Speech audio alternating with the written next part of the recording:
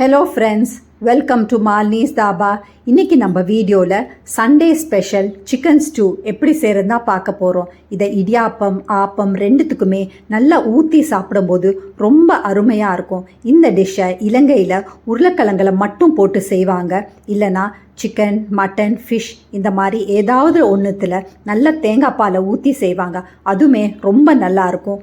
வாங்க வீடியோவுக்கு போய் இந்த ரெசிபி எப்படி செய்யலான்னு பார்க்கலாம். இது வரைக்கும் நம்ம சேனலை சப்ஸ்கிரைப் பண்ணாமல் இருந்தால் மறக்காமல் சப்ஸ்கிரைப் பண்ணி வச்சுக்கோங்க. பக்கத்தில் இருக்க பெல் பட்டனையும் ப்ரெஸ் பண்ணுங்கள். அப்போ தான் நான் போடுற வீடியோஸ்லாம் உங்களுக்கு நோட்டிஃபிகேஷனில் வரும்.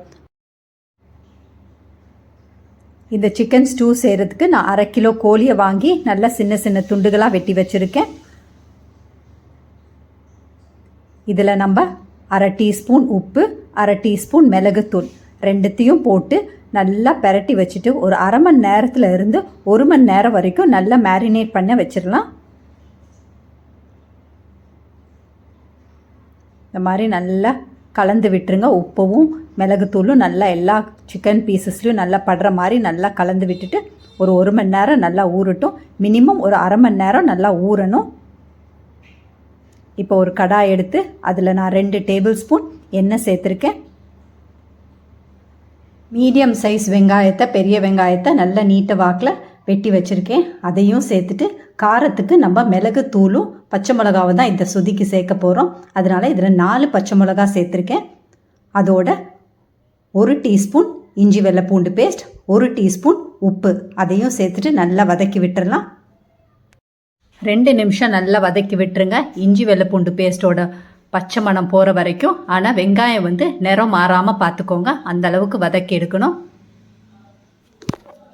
சிக்கன் நல்லா 1 மணி நேரம் நல்லா ஊறி இருக்கு. அந்த சிக்கன் பீசஸை இப்போ நம்ம சேர்த்துக்கலாம். அதோட 2 மீடியம் சைஸ் உருளைக்கிழங்க நல்லா சின்ன சின்ன க்யூப்ஸாக வெட்டி வச்சுருக்கேன். அதையும் சேர்த்துட்டு நல்லா ஒரு 2-3 நிமிஷம் நல்லா பெரட்டி விட்டுருவோம்.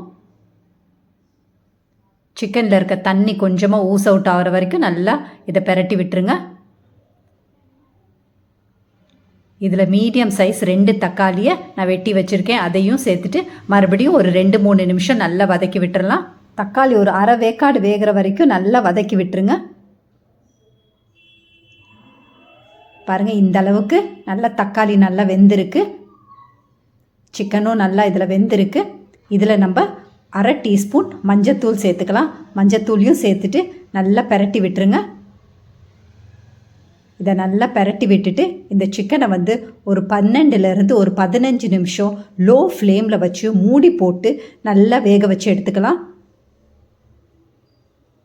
இப்போ இதில் மூடியை போட்டு ஒரு 15 நிமிஷம், மினிமம் 12 நிமிஷம் நல்லா வேக வச்சு எடுத்து வச்சுக்கலாம். ஒரு 80% நல்லா வேகணும்.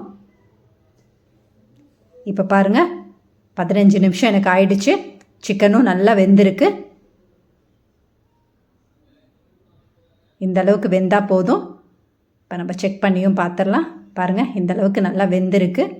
ஏன்னா நம்ம மறுபடியும் வேக வைக்க போகிறோம். சிக்கனை நம்ம தேங்காய் பாலில் ஊற்றி தான் செய்ய போகிறோம். அதனால நான் 2ஆம் பால் 1.5 கப் எடுத்து வச்சுருக்கேன். அந்த 2ஆம் பாலை இப்போ நம்ம சேர்த்துக்கலாம்.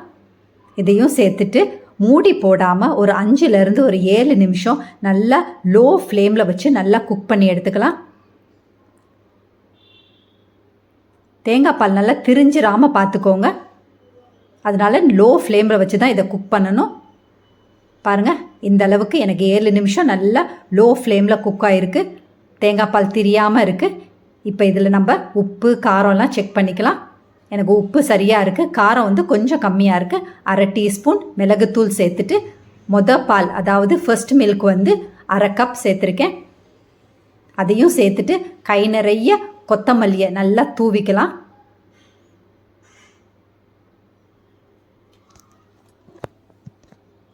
பாருங்கள், அருமையான சிக்கன் ஸ்டூ ரெடி ஆயிடுச்சு. இதை இடியாப்பம் ஆப்பத்துக்கு நல்லா ஊற்றி சாப்பிடும்போது ரொம்ப டேஸ்ட்டாக இருக்கும். குழந்தைகள் சரி, பெரியவங்களும் சரி ரொம்ப விரும்பி சாப்பிடுவாங்க. இந்த ரெசிபியை செஞ்சு பாருங்கள். செஞ்சு பார்த்துட்டு எப்படி இருக்குன்னு கமெண்ட் பண்ணுங்கள். உங்கள் ஃபேமிலி ஃப்ரெண்ட்ஸோட ஷேர் பண்ணுங்கள்.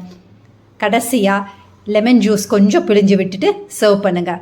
தேங்க்ஸ் ஃபார் வாட்சிங் ஃப்ரெண்ட்ஸ்.